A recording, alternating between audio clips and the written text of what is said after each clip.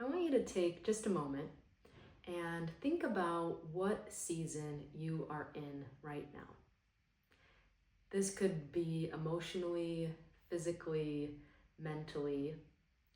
You could also reflect on what actual season of nature is appearing right in this moment. Something that I really love about the yoga practice is really its connection to nature and how nature can be like a mirror and also allow it to inform our yoga practice.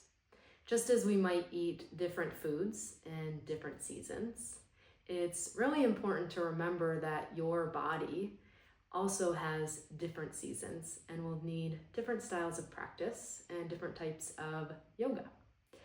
So as we kind of shift and change externally nature around us, we also shift and change internally. So reflecting on the way that your energy feels in this season and also the energy that is happening outside of you and how those two can really come together to create what you might need from your own yoga practice every day or every week or even just this season personally. When we think about the seasons, we can really use what's happening outside to reflect and inform what we might need to ask of our body and of ourselves. So for example, winter really reminds us that rest is actually very productive.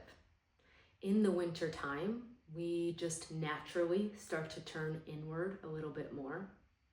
The season around us is a little bit quieter.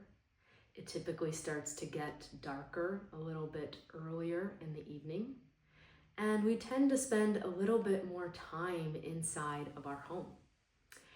And nature is also really focusing on soaking up nutrients in its roots, so that come spring, the nature around us is able to grow bigger and stronger and really be more connected. And so the season of winter, again, just really asks us to slow down and conserve our energy and reflect quite a bit. When you think about the season of fall externally, you start to see all these wonderful colors of trees start to shift.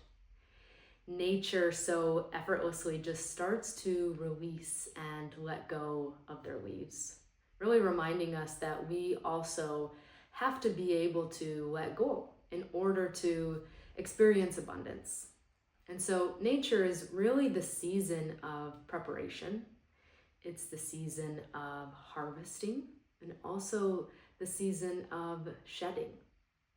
And so as nature around us slowly starts to let go, we can allow that to really inform our practice. And one way that it can inform our practice is by engaging in much more pranayama practices, breath work, as we really think about the lungs like a tree, letting them open and close and expand and be able to release the things that we don't maybe physically, mentally, even energetically need in this moment.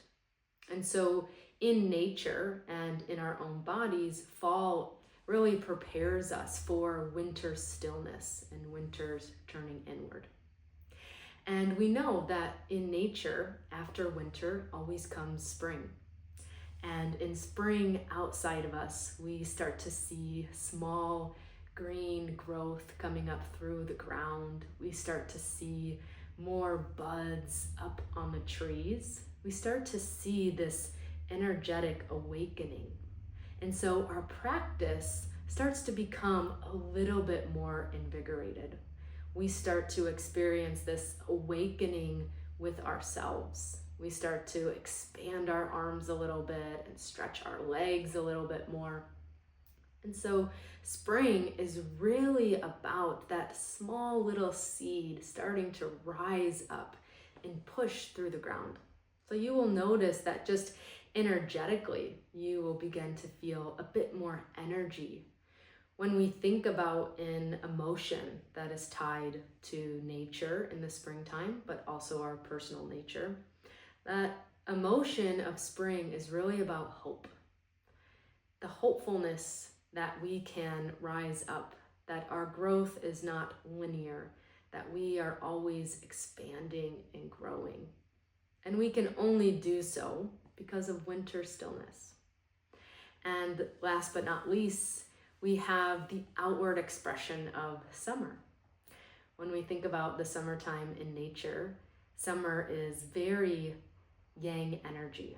It's very expansive. Summer is the energy of socialization. We start to see more animals. We start to see the great growth of plants, of gardens, of trees. There's this exciting, bright, and uplifting energy that is around us. We even have the sun for longer periods of time throughout the day. And yes, with all of that yang, we can get burnt out a little bit.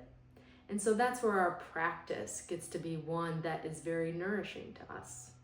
So in the season of summer, we start to see some more twists. There's a few more back bends. We might come into inversions to help us just really release some of that heat that lives in our liver, our heart.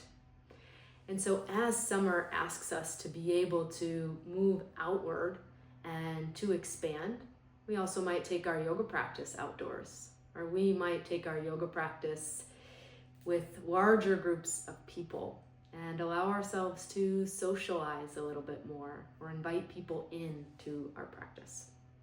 So please know that there is no wrong way to practice in every single season. And what's most important is that you allow yourself to take the time to turn inward and reflect and ask your body what it needs. And sometimes we can utilize great nature around us to really inform what it is that we might need from our practice. And just as the seasons change, it is a really wonderful reminder that every single season is temporary. The joys, the challenges, the pains, it's all temporary. And can we allow ourselves, as nature reminds us of how beautifully it evolves and grows and receives rest and stillness, that every season truly is productive and that we belong to every single season in itself. So I hope that you can take some of this information and allow yourself to be in nature a little bit more and to tune in to the things that nature is bringing and inviting around you, because we know that nature is so imperative for our physical bodies and for our mental health. And so using this practice as a way to just simply honor your own needs at any given moment of time.